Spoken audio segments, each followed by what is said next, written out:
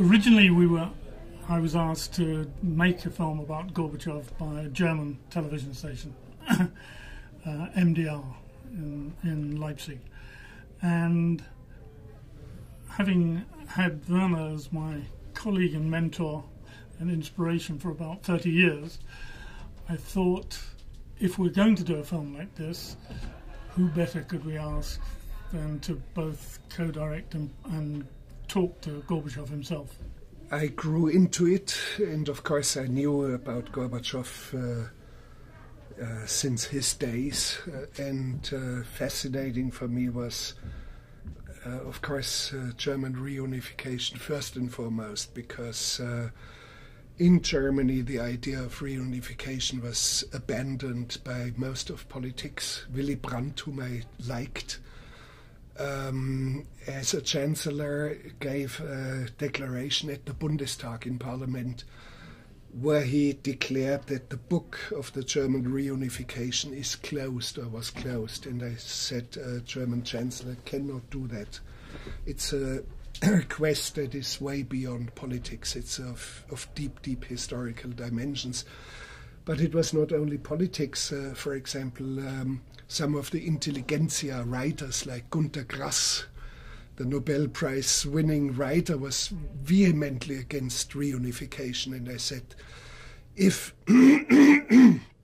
excuse me, if they are giving up this very, very deep quest, it's only the poets that can hold the country together. And I traveled on foot, following all the sinuations of the border around my own country, Germany. It was more an act of defiance, and I had the feeling our culture needed to step up now, our language, our common language, our visions, our ideas, our philosophy, everything that held the country together had to be mobilized. And I was totally surprised that a few years later the Berlin Wall fell. And at that moment I knew it was the first step into reunification. I mean, backtracking on that for a second, he's a rather isolated and rather lonely figure in Moscow, stubborn, won't leave Moscow. His family are in Berlin, in Germany, and he lives in a rather sort of cocoon, surrounded by Russians who don't like him. And it's a rather tragic sort of King Lear type situation that we were confronted. He has a foundation of people who look after him or protect him or help him. And we spent a long time talking to them and persuading them that what we were doing was, in a way, sort of revisiting something that was important to him in his old age. He's 87, he's rather sick, and I think he felt that this was one chance again of putting his story of the 1980s and early 90s forward to an international public that we were able to do through the film. So in the end he was extremely welcoming, but it was difficult because he wasn't well, and we had to try and fit our interviews and get Werner across when he was actually physically able to do it, and that was very, very tricky over a period of a year. Yeah. It was not interviews. We were not journalists. I was not approaching it as a journalist. There was no paper and a catalogue of questions. It was a free conversation. But after a meeting in last October and another one in December, he literally summoned us back in April.